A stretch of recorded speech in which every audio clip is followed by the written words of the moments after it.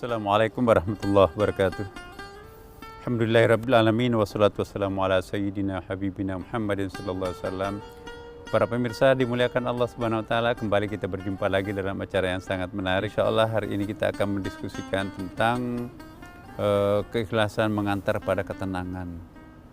Saya sering mengatakan para pemirsa, di mana ada ketenangan, pasti di situ ada keikhlasan.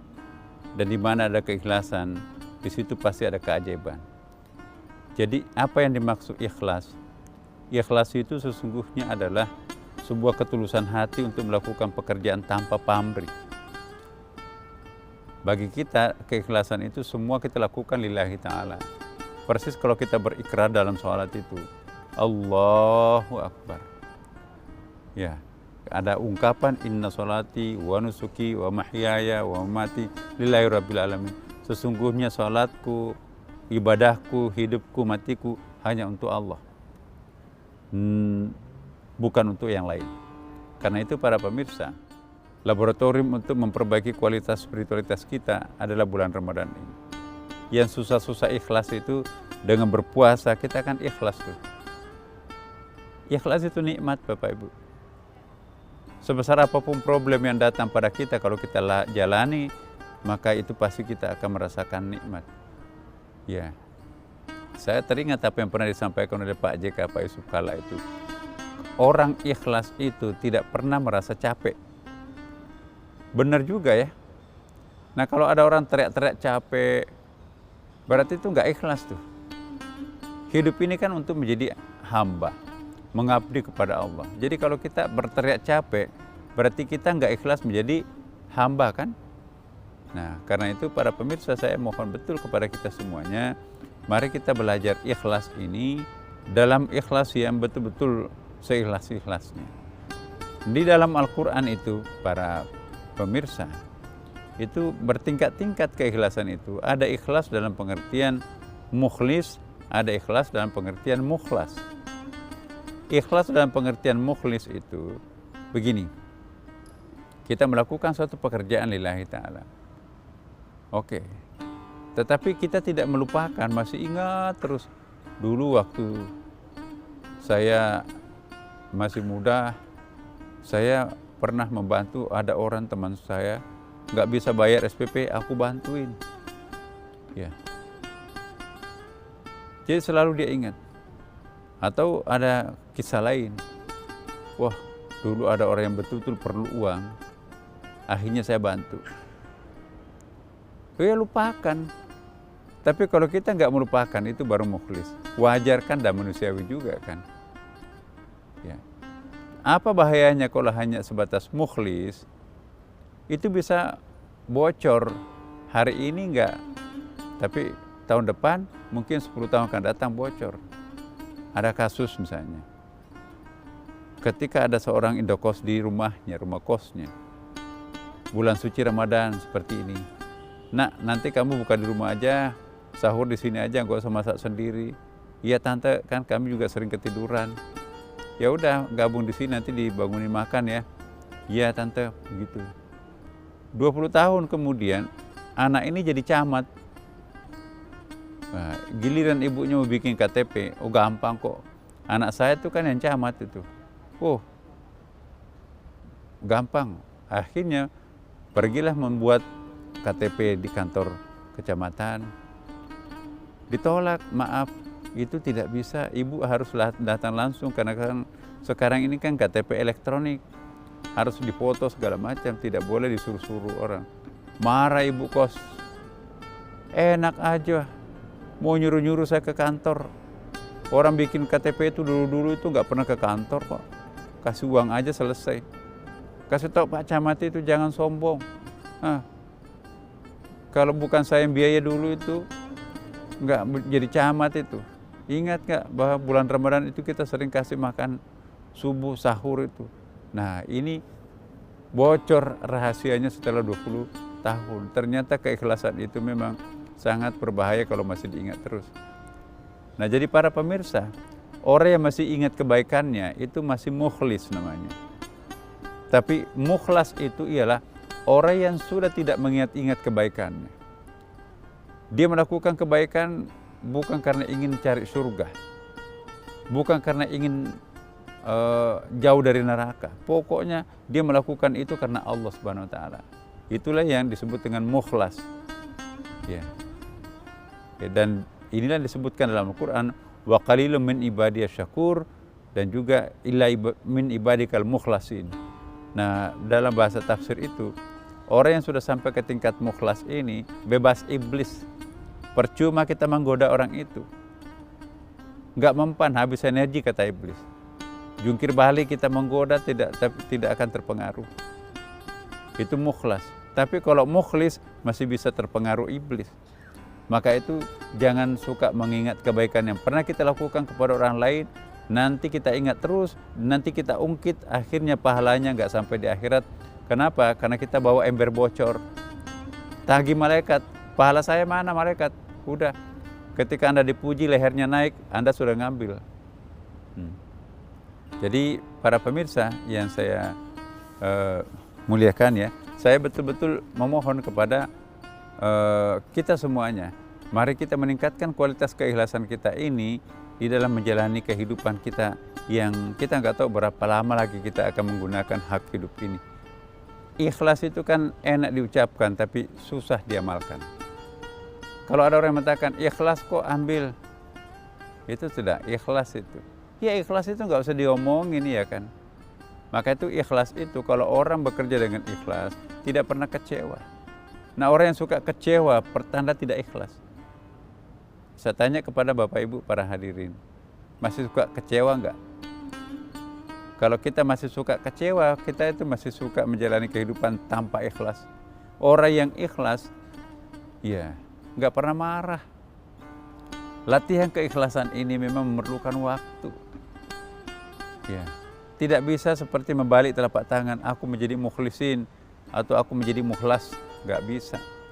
Bertahun-tahun kita training diri kita untuk menjadi seorang mukhlis, belum tentu. Ya, orang yang selalu ikhlas itu dadanya itu seperti apa ya? Dadanya seperti samudra.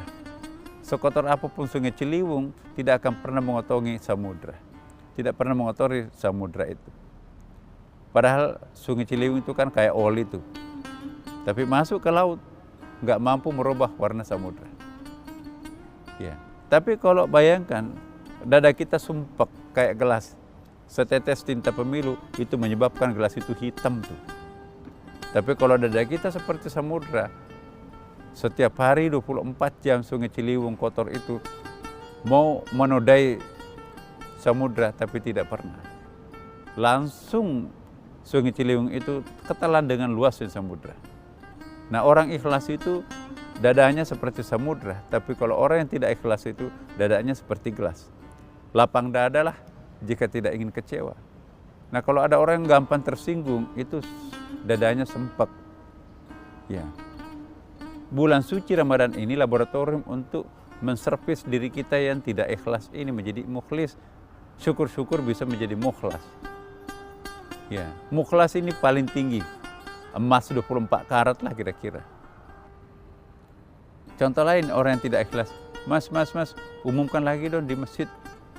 Kemarin waktu diumumkan itu nggak ada orang datang, baru sedikit. Ini kan sudah banyak orang datang, umumkan lagi biar semua orang tahu bahwa aku menyumbang. Oh diumumkan lagi, itu tandanya orang yang nggak ikhlas. Kalau mau paling ikhlas tanpa nama. Kalau tanpa namanya hanya uang recehan, tapi uang gede itu pakai kartu nama, itu bukan ikhlas. Ya. Jadi ikhlas itu ialah tidak ingin diketahui kebajikannya oleh orang banyak. Tetapi kalau orang tidak ikhlas, marah kalau nggak ada yang memuji dirinya dalam satu hari. Jadi ikhlas itu memang benteng pertahanan kita. Suatu saat para pemirsa, ini ada hadis menarik ini. Ketika Allah merencanakan akan membangun bumi ini, ya, dan di situ akan ada penghuninya namanya manusia. Malaikat bertanya, ya Allah, apa mungkin manusia bisa menghuni alam ini? Karena malaikat pada waktu itu melihat alam itu kan getarannya itu ribuan skala Richter, goncangannya kayak bola itu. Gak mungkin manusia akan hidup dengan gelombang yang dahsyat ini. Lalu Allah memasang gunung pada sudut-sudut bumi. Begitu bumi dipasang di sudut-sudut bumi, langsung bola dunia itu berhenti bergetar. Kagetlah para malaikat. Masya Allah, dahsyat sekali ini. Alangkah hebatnya gunung yang besar itu mampu mendiamkan getaran bumi. Masih ada lebih hebat daripada gunung? Oh ada, kata Allah, yaitu besi. Besi ini nanti kamu akan melihat gunung itu rata. Kita sudah melihat kan? Gunung di Jawa Barat itu pindah ke Tanjung Priok, nimbung pantai di situ itu kan. Itu besi di situ. Subhanallah. Masih ada lebih hebat daripada besi yang mampu meratakan gunung. Oh ada, api. Masya Allah, alangkah hebatnya api itu mampu menghancurkan besi. Ada lebih hebat daripada api ya Allah? Oh ada, air. Air itu mampu memadamkan kebakaran, mampu memadamkan api. Subhanallah, alangkah hebatnya air itu. Ada nggak lebih hebat daripada air? Oh ada, yaitu uap. Uap itu yang mampu menyedot air. Bapak Ibu kalau jemur pagi hari, menetes itu kan, kemana airnya itu semuanya? Itu sebagian menguap itu. Rawa-rawa, kekeringan menguap. Kemana airnya? Menguap, hilang. Disedot udara itu kan. Masya Allah, alangkah hebatnya udara itu. Ya, mari kita lihat. Jadi bukanlah besarnya gunung itu yang hebat. Bukanlah kerasnya besi itu yang hebat. Bukan kobaran api itu yang hebat. Bukan juga lembutnya air itu yang hebat. Bukan lembutnya udara itu yang tidak kelihatan itu lebih hebat. Tanya malaikat, masih ada yang lebih hebat dengan udara ya Allah? Oh ada, ini yang paling hebat, gak ada lagi sesudahnya. Apa itu? Yaitu orang yang menyumban tangan kanannya tapi tidak ketahuan tangan kirinya, alias orang ikhlas. Tangan kirinya saja nggak tahu, apalagi istrinya atau keluarganya. Itu keikhlasan. Tapi kalau kita pamerkan kebaikan kita kepada orang lain, berarti sebetulnya ternodai keikhlasan itu sendiri. Nah, bulan suci Ramadan ini mengajak kita menjadi manusia yang ikhlas, mukhlis, kalau perlu mukhlas. Barang siapa yang tidak mampu menciptakan kualitas mukhlisin di dalam dirinya pada bulan suci Ramadan, butuh bulan apa lagi? Nah, kalau ini kita lakukan setiap hari, 30 hari selama Ramadan ini, kita akan keluar dari bulan suci Ramadan ini dengan kualitas insan kamil.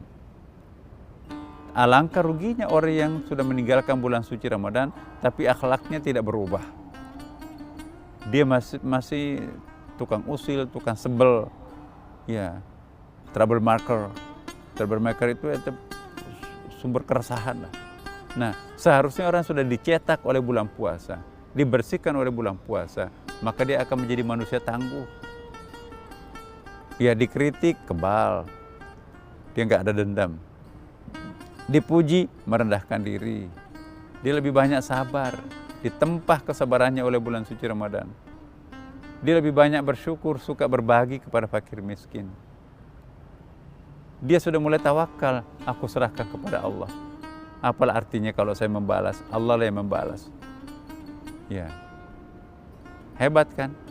Karena itu para pemirsa, topik kita keikhlasan ini sangat penting. Barang siapa yang mencapai tingkat keikhlasan yang lebih tinggi, pasti akan menjalani kehidupannya lebih tenang, lebih tentram, lebih damai, lebih ikhlas, lebih khusyuk, ya lebih sabar, banyak bersyukur, dan tentu yang paling penting juga yang bersangkutan itu akan menjadi manusia lebih dekat dengan Allah atau insan kamil. Banyak belajar Bapak Ibu sekalian. Saya tahu bahwa Bapak Ibu sekarang ini ilmunya dalam bulan Ramadan ini banyak banget kan. Di TV-TV penuh dengan ceramah agama, di YouTube apalagi, buku-buku kan juga diobral pada bulan suci Ramadan. Kita ke masjid juga dibagi-bagikan buku gratis. Nah, mari kita baca, mari kita pelajari. Kita masuk ke mall juga ada nyanyian-nyanyian instrumental Timur Tengah. Hotel-hotel didandani kayak apa itu ya, masjid. Kemudian juga kita lihat pasar-pasar pun juga itu banyak sekali.